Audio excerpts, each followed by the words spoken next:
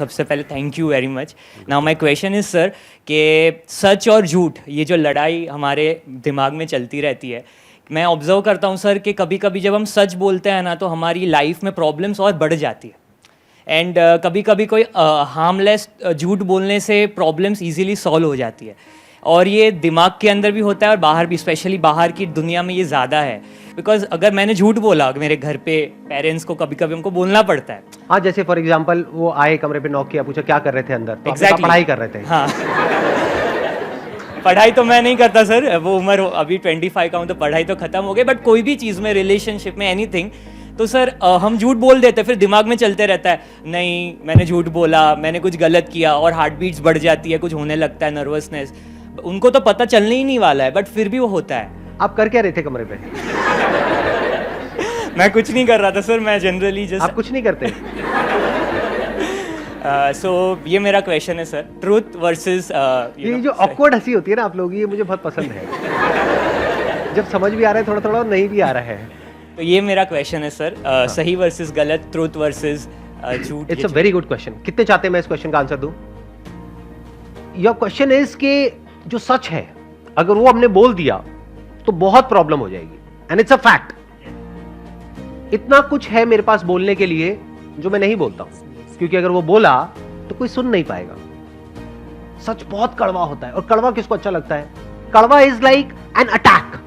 जैसे कोई मिठाई की दुकान पे आप गए और मिठाई खाई और वो कड़वी है, तो वो एक तरह का अटैक नहीं है।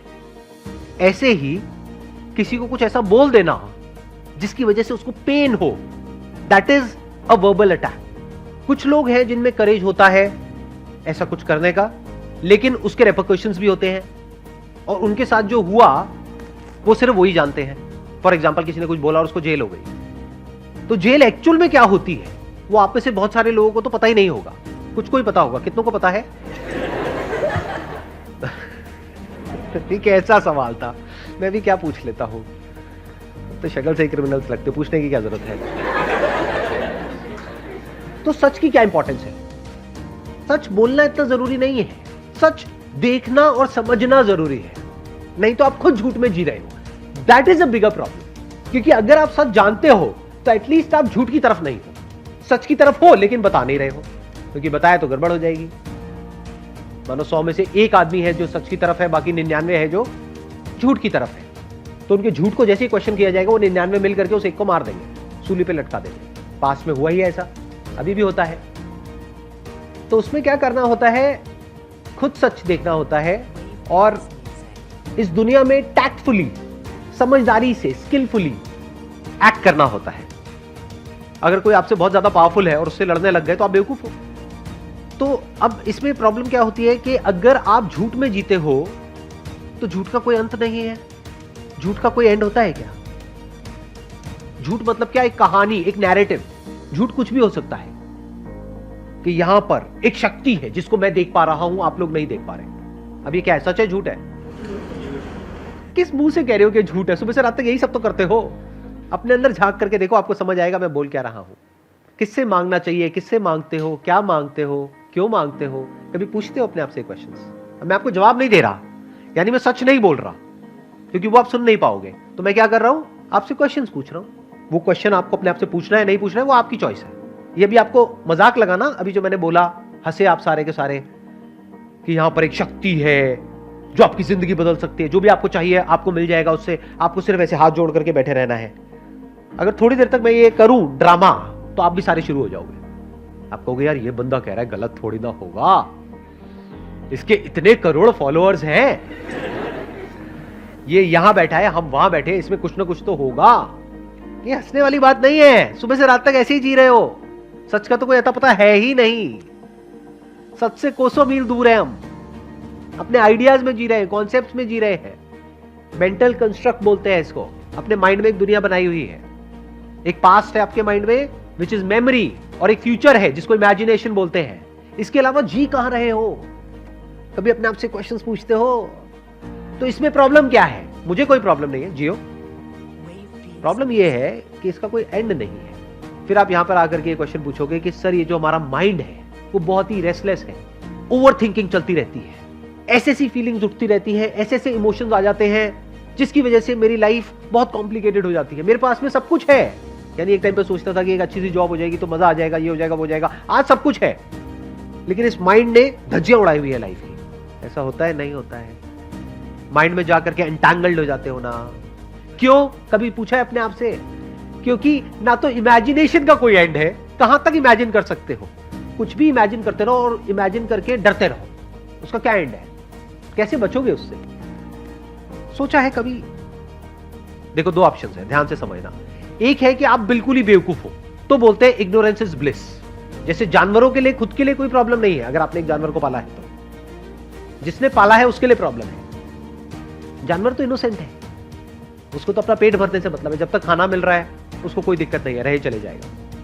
बहुत लोग ऐसे ही होते हैं, सोचने समझने की शक्ति नहीं है, क्योंकि सारी प्रॉब्लम तब शुरू हो जाती है जब सोचने की शक्ति तो है लेकिन सही सोचना नहीं आता है। अगर आपकी थिंकिंग झूठ पर बेस्ड है तो आपको कंट्रोल करना बहुत आसान है। कोई भी आकर के आपको कुछ भी बोल देगा और आप उसके बहकावे में आ जाओगे और आप उसके वश में हो जाओगे। जब भी आपका टाइम खराब होगा तब, और टाइम कब खराब होता है? हमेशा ही खराब होता है। टाइम अच्छा कब होता है? आप में से कौन है जिसकी लाइफ में बहुत अच्छा टाइम चल रहा है? हाथ ऊपर करना जरा। ज्यादा टाइम तक रहने वाला नहीं है। सब कुछ अनित्य है, यानी सब कुछ टेम्पररी है। अच्छे के बाद बुरा आता है, बुरे के बाद अच्छा आता है। पर जो हमारी अंडरलाइंग स्टेट है वो बुरी ही होती है, क्योंकि जो मिल जाता है वहां पे ध्यान नहीं जाता है। जितनी सैलरी मिल जाती है वहां पे ध्यान जाता है, या जो नहीं मिली है उस पे ध्यान जाता है, या जो साथ वाले को ज्यादा मिल गई है वहां ध्यान जाता है। जो अभी हेल्थ परफेक्ट है वहां ध्यान जाता है, मतलब हाथ पैर आंखें कान नाक सब कुछ सलामत है वहां ध्यान जाता है, या हल्का सा दांत में कहीं पे दर्द हो रहा है वहां ध्यान जाता है। समझ गए क्या होता है? This is life. तो अब थोड़ा ध्यान से समझते हैं। प्रॉब्लम्स दो तरह की है, एक है फिजिकल, एक है साइकोलॉजिकल। फिजिकल प्रॉब्लम्स के लिए क्या चाहिए? पैसा चाहिए। कैसे चाहिए? वो आप अपनी कैपेबिलिटी देखो, अपना फैमिली बैकग्राउंड देखो, अपनी सिचुएशन देखो, खुद सोल्यूशन निकालो। उसमें मैं या मेरे जैसा कोई भी कुछ नहीं कर सकता। और जो आकर के आपको कह रहा है कि मैं आपकी लाइफ बदल दूंगा, तो वो आपको बेवकूफ बना रहा है। इस बात को समझ जाओ, जितनी जल्दी समझ सकते हो उतनी जल्दी, क्योंकि कोई भी आपको पैसा कमा करके नहीं देगा। आपकी बड़ी गाड़ी आए ना आए, उसकी बड़ी गाड़ी पक्की है अगर आप उसकी बातों में आ गए तो ये दुनिया बहुत ही कनिंग है, बहुत सेल्फिश है, पूरी तरह से अंदर से करप्ट है। करप्शन आप लोगों की, हमारी सबकी नस नस में दौड़ रहा है। यहां पर कितने हैं जो गवर्नमेंट जॉब की तैयारी कर रहे हैं? चलो मान लेते हैं कि अभी आप तैयारी कर रहे हो और आपकी गवर्नमेंट जॉब लग जाती है। वहां पर कुछ बहुत गलत होते हुए देखते हो, जिसकी वजह से लोग मर रहे हैं। आकर के अपने घर में बात करते हो अपने पेरेंट्स से कि ऐसा कुछ हो रहा है, क्या मैं आवाज उठाऊं? क्या मैं कुछ बोलूं, किसी को कंप्लेंट करूं? क्या मैं उनसे लड़ूं? तो आपके पेरेंट्स क्या कहेंगे? इग्नोर कर दो, क्या फर्क पड़ता है, अपने काम से काम रखो। तो क्या आपके पेरेंट्स करप्ट नहीं है?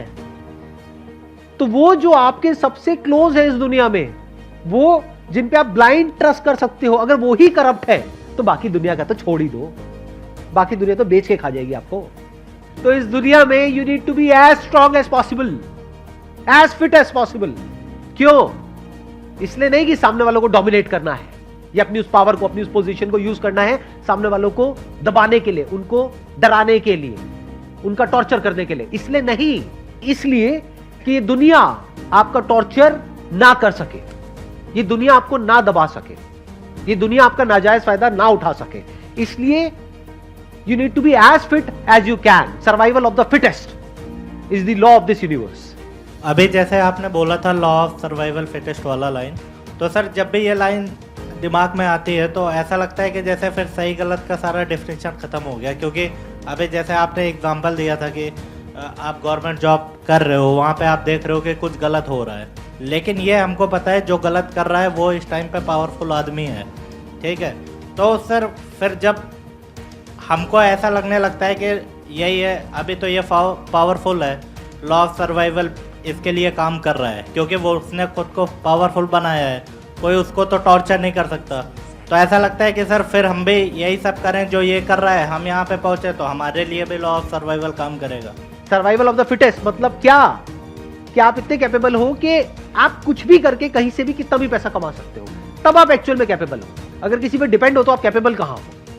तब तो आप कठपुतली हो। कड़वा है लेकिन सच है। सर्वाइवल ऑफ द फिटेस्ट बिल्कुल लेमैन लैंग्वेज में बोला जाए, महाभारत देखी है आप सबने? कितनों ने देखी है? हाथ ऊपर करो। सबने देखी है। उसमें दो वर्ड्स के बारे में आपने सुना होगा, धर्म और अधर्म। एंड में जीत हमेशा सच की होती है। सच की होती है, धर्म की होती है। ऐसा क्यों? अगर आप एक सही रास्ते पे चलोगे लाइफ में, तो आपका माइंड इस लायक होगा कि आप लाइफ की जो हायर पॉसिबिलिटीज हैं, जो हायर लेवल की नॉलेज है, उसको समझ पाओगे। अगर गलत होगे या गलत लोगों के साथ में जुड़े हुए होगे, तो धीरे धीरे आप भी वैसे ही हो जाओगे।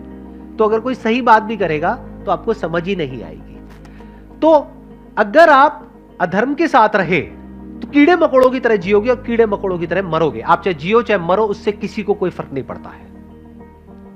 अब अगर आप धर्म की तरफ हो तो क्या होता है?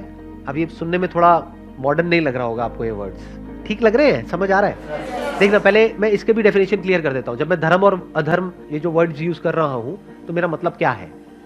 धर्म आज की डेट में लोग बोलते हैं रिलीजन।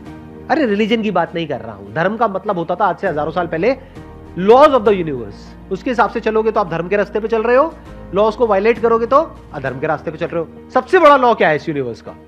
औरों के साथ में वैसे ही एक्ट करो जैसे आप चाहते हैं कि वो आपके साथ में एक्ट करें। ये धर्म का एसेंस है कि अगर आप चाहते हो कि आपसे कोई तमीज से बात करे, तो आपको औरों से तमीज से बात करनी है। आपको दुनिया के साथ में वैसे ही एक्ट करना है जैसे आप चाहते हो कि दुनिया आपके साथ में एक्ट करे, अगर आप उस सिचुएशन में हो तो। ये धर्म है। जो आदमी सही रास्ते पे चल रहा होता है, उसके अंदर डर नहीं होता है, उसकी सेल्फ एस्टीम हाई होती है, वो सेंसिबल होता है, वो ये समझ सकता है कि सही क्या है गलत क्या है, इसके बीच में वो फर्क देख सकता है। इस फर्क को देखने को इंटेलिजेंस कहते हैं, यानी वो इंटेलिजेंट होता है, वो वाइज होता है। तो जो इंसान इंटेलिजेंट है, वाइज है, वो जो हमारे स्क्रिप्चर्स है, वेद है, उपनिषद है, उनको समझ सकता है। कहते हैं ना, एंड में जीत हमेशा धर्म की होती है, सच की होती है। तो जीत क्या है और हार क्या है जिंदगी के मकसद से? कौन जीता कौन हारा? करोड़ों अरबों लोग आए आपके जैसे इस दुनिया में, आए और चले गए, किसी को कोई फर्क पड़ा? तो उसमें से कौन जीता कौन हारा? सोचो, कभी दिमाग लगाओ इस तरीके से मेरे प्यारे खचरो। सोचते क्यों नहीं हो? बिजी हो क्या अपने चिंदी कामों में? थोड़ा तो वक्त निकालो ना अच्छी चीजें सोचने के लिए। कौन जीता इस जिंदगी में और कौन हार गया? जिंदगी का जो हाईएस्ट पॉसिबिलिटी, ह्यूमन होने का जो एक्चुअल में मतलब है, जिसने उस पॉसिबिलिटी को एक्सप्लोर कर लिया और जिसने उसको अचीव कर लिया, वो जीत गया, बाकी सब हार गए। तो करोड़ों अरबों खरबों लोग हार गए और कुछ लोग जीत गए। कौन है वो कुछ लोग जो धर्म के रास्ते पे चले? अगर आप एक पक्षी हो तो आपकी लाइफ का पर्पस क्या है? उड़ना। अगर वो पक्षी उड़ ही ना पाए पूरी जिंदगी, जमीन पे ही जिया जमीन पे ही मरा, तो क्या कहेंगे? वो जीता या हारा? हार गया। ऐसे ही इंसान की जिंदगी की हाईएस्ट पॉसिबिलिटी क्या है जो जानवर नहीं कर सकता? ऐसा क्या है जो इंसान कर सकता है? इंसान खुद को जान सकता है, जानवर खुद को नहीं जान सकता, क्योंकि जानवर एक क्वेश्चन ही नहीं पूछ सकता, हु एम आई। तो ये क्वेश्चन आप पूछ सकते हो और आपके अंदर वो इंटेलिजेंस है कि इस क्वेश्चन के एंड तक आप जा सकते हो। ये है जीत, बाकी सब है हार। और जिंदगी में जीतने के लिए आपको धर्म के रास्ते पे चलना होगा। धर्म के रास्ते पे वो नहीं चल रहा है जो आलसी है, धर्म के रास्ते पे वो चल रहा है जो मेहनत करता है, हार्ड वर्क करता है, स्मार्ट वर्क करता है, कुछ भी करके लाइफ में आगे बढ़ रहा है, अपने आप को स्ट्रांग बना रहा है। ना वो दुनिया का भला कर रहा है, ना वो दुनिया का बुरा कर रहा है। ध्यान से सुनना मेरी इस बात को। जैसे दुनिया का बुरा करना अपने आप में एक कीड़ा है, ऐसे ही दुनिया का भला करना भी अपने आप में एक कीड़ा है। ये लोग बड़े खतरनाक होते हैं। अपना भला कर लो, एक्चुअल में जो भला है, यानी जान लो कि आप क्या हो। उसके बाद इस दुनिया को जो आपसे चाहिए होगा ना, वो दुनिया ले लेगी। ऐसा कोई ना कोई इंसान आ जाएगा जो आकर के ऐसा उल्टा पुल्टा एक क्वेश्चन पूछ लेगा और कुछ बोलना पड़ेगा, नहीं तो क्वेश्चंस वही होंगे जो हमेशा होते हैं। और फिर आप क्या कहोगे कि जितने भी क्वेश्चंस हैं उन सबके जवाब तो आपने दे दिए हैं, सारे क्वेश्चंस कवर कर लिए हैं। अरे असली क्वेश्चन पूछा भी है कभी? अगर सही क्वेश्चन पूछोगे तभी सही जवाब मिलने की पॉसिबिलिटी है। अगर इस क्वेश्चन को आप अपने आप से पूछते हो, हु एम आई, और इसके जवाब तक पहुंचने भी लग जाते हो, तो आप देखोगे आपकी थिंकिंग में एक रेडिकल चेंज आएगा। झूठ धीरे धीरे हटता चला जाएगा लाइफ में से, और जो सच है वो आपके सामने होगा। सच जैसा है, जो है, वो आपके सामने होगा। और सच चिंदी बातों का नहीं कि मुझे ये चाहिए, मुझे वो चाहिए, मुझे वो चाहिए। नहीं, कि लाइफ क्या है, डेथ क्या है, भगवान क्या है, ये यूनिवर्स क्या है, डिजायर क्या है, थॉट क्या है, फीलिंग्स क्या है, इमोशंस क्या है, जो भी क्वेश्चंस एक्चुअल में इंपॉर्टेंट है वो सब इसमें कवर हो जाते हैं एक क्वेश्चन में, दैट इज हु एम आई। और अगर इसको आप पूछ ही लेते हैं तो आपके जीतने की शुरुआत हो गई। तो यही कह लो कि अगर आपने सिंसियरली इस क्वेश्चन को अपने आप से पूछ लिया है और इसका आंसर ढूंढ रहे हो तो आप जीत गए। आगे आंसर मिलेगा नहीं मिलेगा उसको छोड़ दो, आंसर क्या मिलेगा और कौन बताएगा आपको कि जो आपको आंसर मिला वो सही है या गलत है। एक ढंग का क्वेश्चन तो पूछा। एक साइंटिस्ट वो नहीं होता है जो आंसर देता है, आंसर तो लेक्चरर देता है। साइंटिस्ट वो होता है जो क्वेश्चन पूछता है। तो आप एक साइंटिस्ट हो। किसके साइंटिस्ट हो? लाइफ के साइंटिस्ट हो, अंदर की दुनिया के साइंटिस्ट हो। और अगर वो हो तो इंसान होने का जो हाईएस्ट गोल है वो आपने अचीव कर लिया है। साइंटिस्ट दो तरीके के होते हैं ना, एक बाहर की दुनिया के और अंदर की दुनिया के। तो अगर आप बाहर की दुनिया में साइंटिस्ट बनते हो तो अवार्ड मिलेंगे, पैसा मिलेगा। अंदर की दुनिया में साइंटिस्ट बनते हो तो उससे क्या मिलता है? एक पीसफुल माइंड मिलता है। आपको पहली बार समझ आता है कि साइलेंस क्या होता है। आपको पहली बार समझ आता है कि प्रेजेंट मोमेंट होता क्या है। आपको समझ आता है कि मैं वो नहीं हूं जो मैं खुद को समझ रहा था। मैं कोई चिंदी आदमी नहीं हूं इस इतने बड़े यूनिवर्स में। ये पूरा यूनिवर्स मुझ में है। ये बातें बोलने में भी मुझे अजीब लगता है क्योंकि मुझे पता है सब ऊपर से जाएगी। Wish you all the best. Pleasure meeting you all. Thank you so much.